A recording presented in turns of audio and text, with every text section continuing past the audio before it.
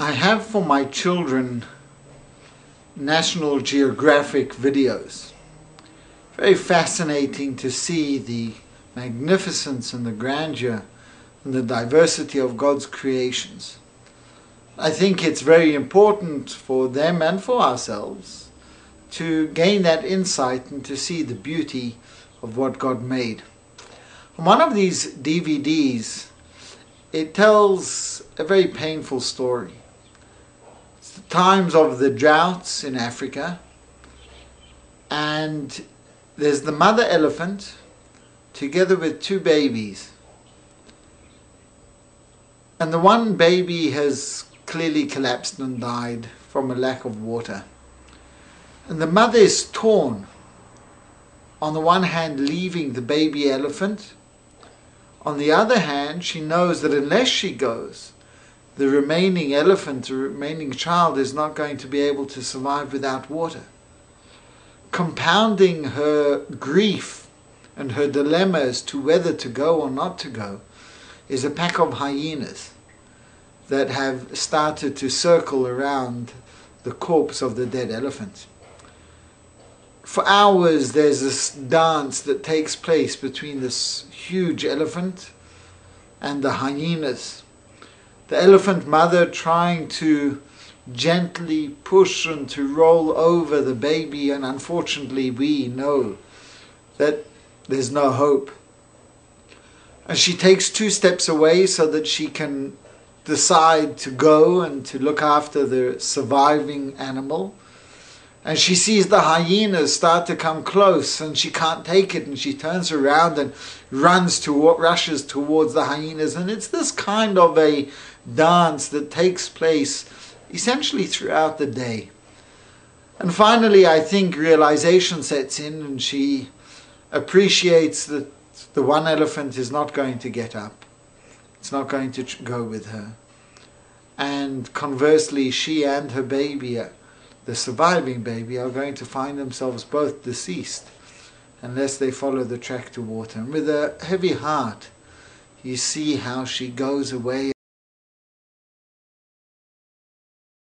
A doleful trumpet hearing, expressing the pain at the fact that she has to leave behind the dead body of her child. It's really amazing to see the human emotion that this elephant was going through, the pain of the detachment. And it really highlights one of the principles that I expressed and highlighted in this week's parsha. And that is that Judaism requires from us a performance of a myriad of different mitzvahs. Why God commanded us in these various mitzvot, we don't really know. We can probably not even postulate as to what the reason is why God demanded the laws of kosher and so on and so forth. But we can and do have a right and a duty to ask ourselves, what lesson can I take from the mitzvah that has been given? I cannot ask why. I cannot attribute my intellect and say this is the reason why God commanded us to do it. But I can ask myself, what lesson can I take from a particular law? This week's parsha, we have a law which tells us that if a person is bringing a sacrifice, eating an animal, he has to be very careful not to kill the mother and its child on the same day. Not allowed to kill them on the same day. And the reason is, Maimonides attributes in the Guide to the Perplexed, that we have to understand the pain and the emotion that the animal would experience in the loss of its child or the loss of its parent on the same day.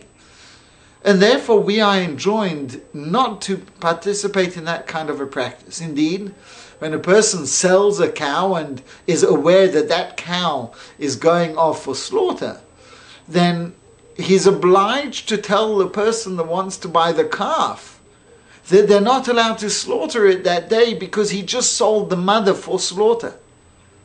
There's a certain sensitivity, an emotion, a compassion that mankind has to have, not only to a fellow species, not only to humans, but also to appreciate that exists in the animal kingdom as well. And it solicits from us the responsibility against what we know as tzar l'balei chayim, causing anguish to animals. And the message that we take, again, not the reason, but the message we take, is the importance of compassion. And furthermore, if God is requiring us to be sensitive and compassionate to animals, how much more so must we be caring and compassionate to fellow human beings? And a person might say, well, that is rather obvious, isn't it? After all, we're supposed to treat human beings with dignity. Well, I ask you to turn back your attention to 65 years ago, where mothers, fathers, and children, grandchildren, brothers, sisters were all slaughtered at the same time. The Holocaust, the barbarism of humanity came out. It was made patently clear that if we rely on human compassion without a divine guide, then human compassion can be so brutal. The human species can be worse than even the most bestial of animals. And therefore the Torah says we need to give the Jewish people a guide that says these are our values, these are our morals, not based on personal sentiment, but based on divine requirement and responsibility.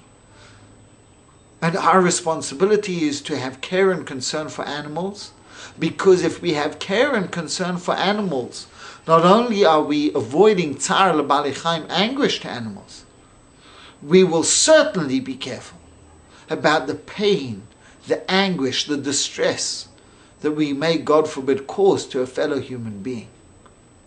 So the Torah instructs us to be considerate of animals.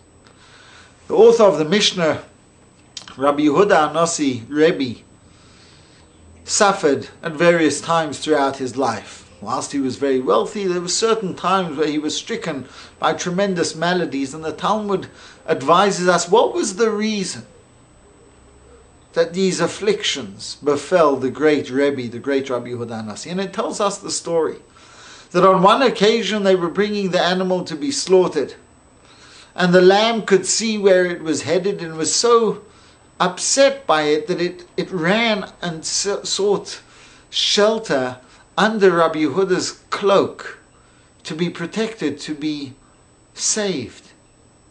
And Rabbi Yehuda gently turns to the lamb and says, do not shy away. Do not bleat. This is the reason you were created. You were created in order that mankind should be able to survive. You were created in order that mankind may bring sacrifices to God. You were created so that man would have the strength and the power to be able to rise in the morning and to serve God with a complete heart and with a healthy body. So go. The Talmud tells us because he did not show that compassion for this animal, who so wanted to avoid having to be slaughtered. And even if what he said was true, but that exhibition of a lack of compassion for the animal mandated that he suffered with terrible afflictions. How was he cured? Well, the Talmud tells us another story about the great Rabbi. One time he comes into the house and he sees that the maid is brushing, she's cleaning the floor. And when she gets to a certain corner, as she's sweeping, she sees that there's baby rats there. And she starts to shoo them out. And Rabbi turns to her and says, don't shoo them away. V'rachamav al kol ma'asav, the verse says, God's compassion is on all of his creatures, even a rat. Leave them be. And when he showed care and concern and compassion for those baby rats, he was healed. Now here too, I'm not advocating that we should allow our homes to be infestations for rats. But the principle of care and concern, of compassion for all of God's creatures. Not only for those that can verbally express pain, but for those who can't, for animals as well. Man is duty-bound to have care, concern, compassion and kindness for all of God's creatures, from vegetation to any spectrum of the animal kingdom, and it goes without saying for our fellow human beings as well.